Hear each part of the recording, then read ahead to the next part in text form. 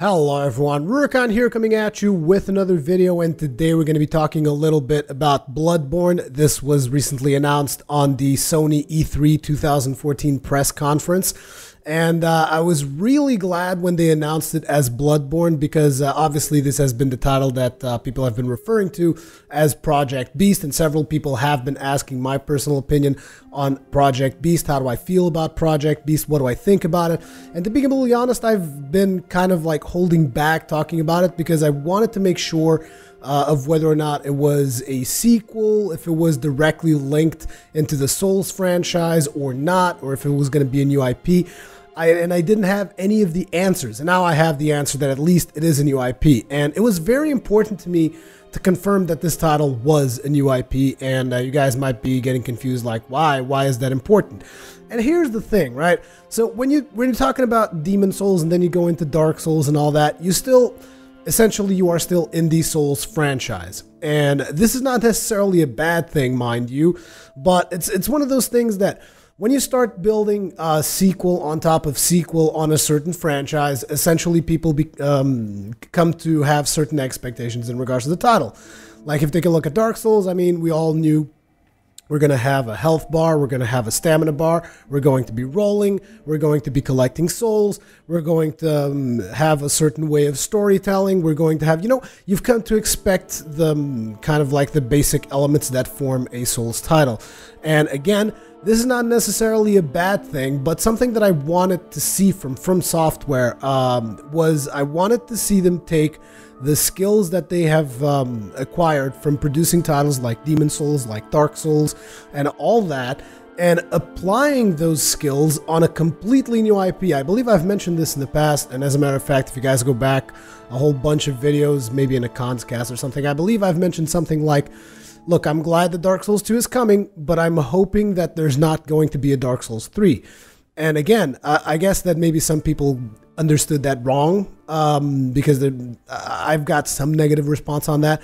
But at the end of the day, the reasoning behind it is because I want them to go and bring us something new, something completely new, and maybe not completely different, but the thing is, being a new IP essentially frees them from the shackles of Dark Souls, and by shackles I mean like the type of gameplay that you've come to expect. So this makes me very excited for Bloodborne.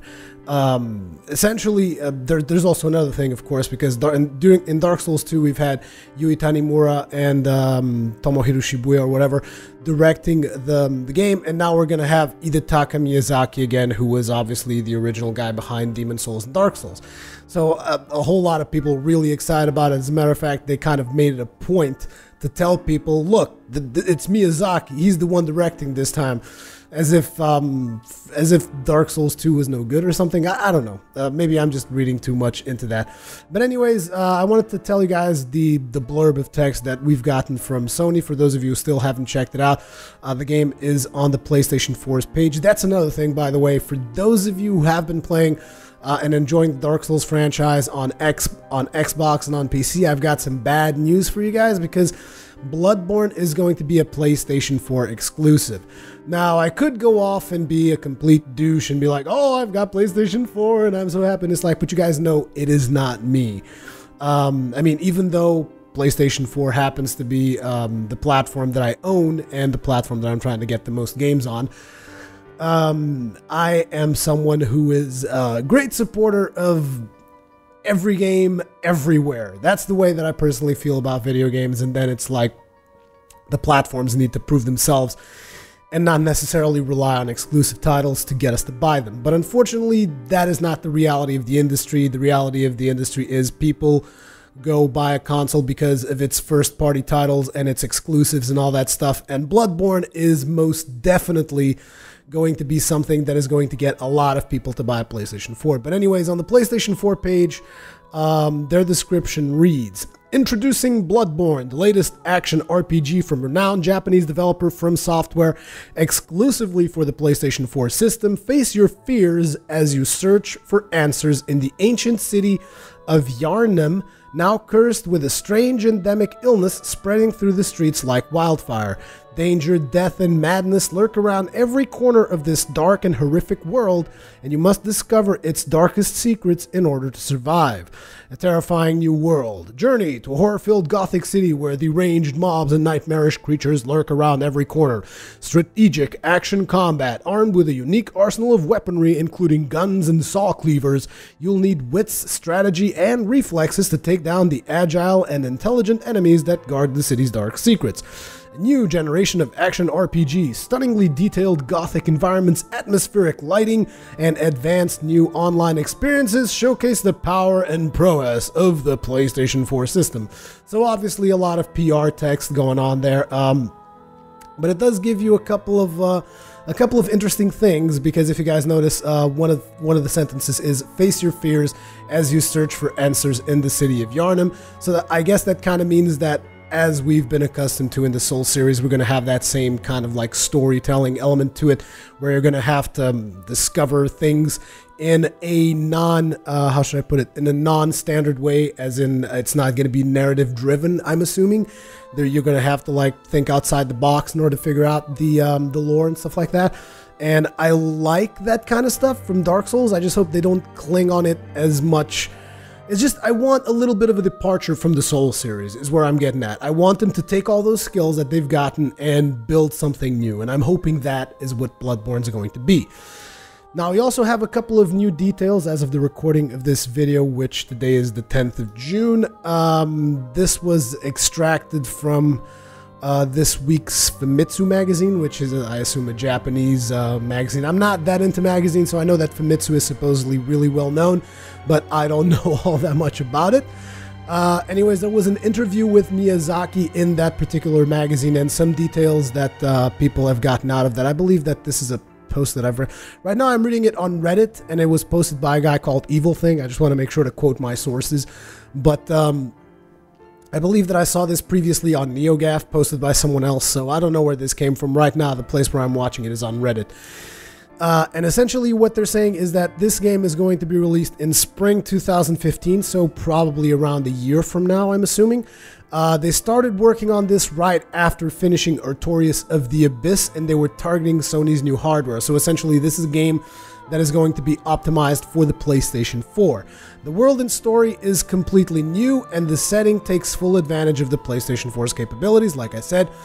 They're currently targeting 30 FPS at 1080p. Now, I'm not necessarily against 30 FPS, but I would really like to see them go a little bit higher than 30. Because I know that some people, as a matter of fact, there's even that argument now that like, oh, 30 FPS is filmic. And here's the thing, I'm someone, I can't consider myself a console or PC gamer. I am a gamer. I play on whatever platform I feel like it. Recently, I've been feeling more inclined to play on the PlayStation 4 because I like playing on the PlayStation 4. That's just all there is to it. And when people start saying shit like, oh, 30 FPS is filmic, I go like, no, I'm sorry. It's like whatever platform you're playing at, 30 FPS is not filmic, it's playable. Okay, it doesn't matter if it's like 60, 120, you're not gonna lose anything because you're not having your game at 30 FPS. When it comes to FPS, what you really want is as many as you can get, which is why I would like to see them push it a little bit harder to see if they could get to that 60 FPS, because, I mean, just the difference between, for instance, if you take a look at Dark Souls 2 on the PlayStation 3 and on the PC, the simple fact that I can run the game at 60 frames a second on the PC makes it easier for me to dodge. And I mean that. I mean, like, I can almost go through Dark Souls 2 on the... As a matter of fact, I probably could go. I just never really tried it that hard. But I could go through Dark Souls 2 on the PC without investing a single point in adaptability and probably nailing most of my dodges. Yeah, it makes that much of a difference between 30 and 60 FPS. Trust me on this, guys. End that stupid debate. When it comes to FPS, the more you can get, the better. End of. But anyways, I can understand why they really want to bring the world to life. They really want to go for more detail and whatever. So 30 FPS, sure, whatever. If they can get it more, I would really like it. If not, well, I guess we'll have to deal with that. Keywords for the game are blood and beast. Not exactly sure what they mean by that, but apparently something they got out of the interview. There will be melee and long-range weapons, guns. This time around, there were already long-range weapons, let's face it. Some of the bows you could shoot pretty far away, as well as some of the crossbows as well. Character customization is confirmed, which is something that I already expected. I mean, what do people think? Like, From Software, who is essentially a company that most of their games contain some form of customization. I mean, I'm talking about mainly Armored Core and the Souls series. I mean, they have a bunch of customization, so it was kind of to be expected. They usually don't go for that narrative-driven, just one-character type video game, and I never really expected that from either Project Beast or now the name was revealed, Bloodborne. There will be no map display in the game, which is pretty cool, because it's kind of like Dark Souls and Demon Souls in a way. You kind of have to find your way around the town, and I like that aspect of it. He wants combat, and when they say he, they're talking about Miyazaki. He wants combat to not just focus on action, but also the strategic element. So they want the battles to feel a little bit more strategic.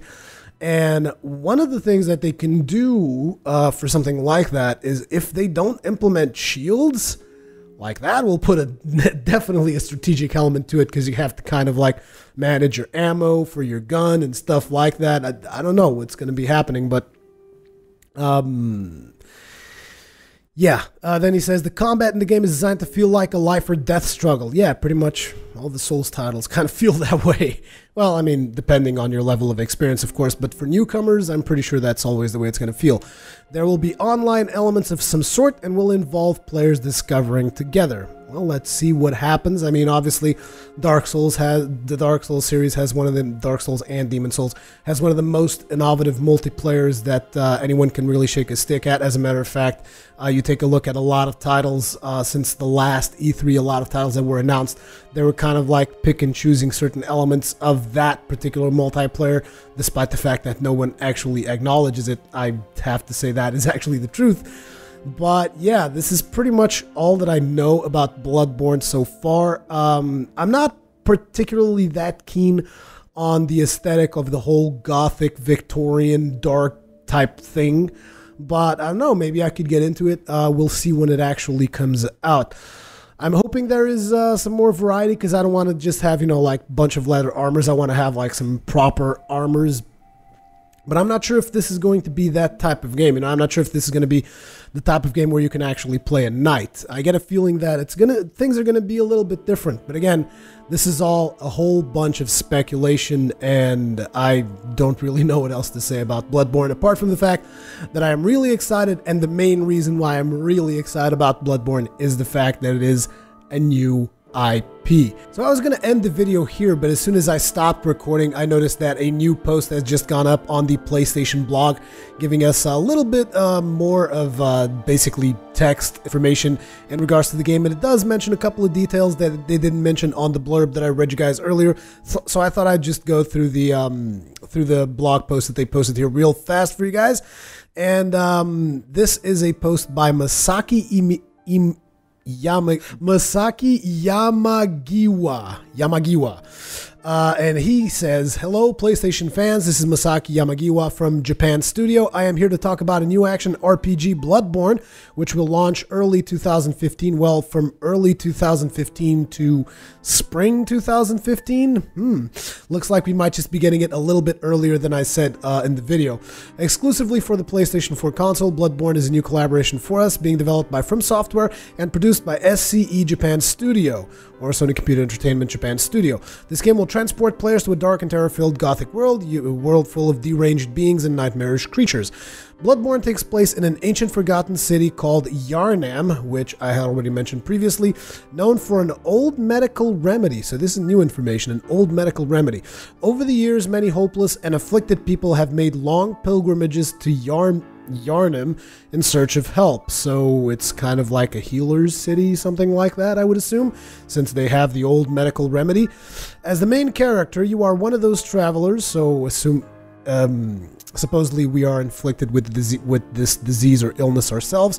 However, you find that Yharnam is also cursed with a horrible endemic illness. You must navigate the perilous streets of this city, fighting off against nightmarish creatures, malformed beasts, and deranged mobs stricken with this horrific illness. Face your fears as you discover the secrets and mysteries of this dark and horrific world where danger, death, and madness lurk around every corner.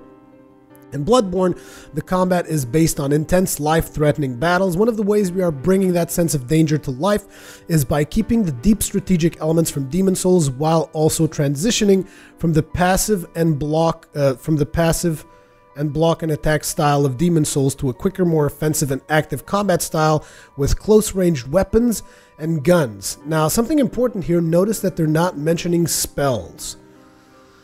It's interesting.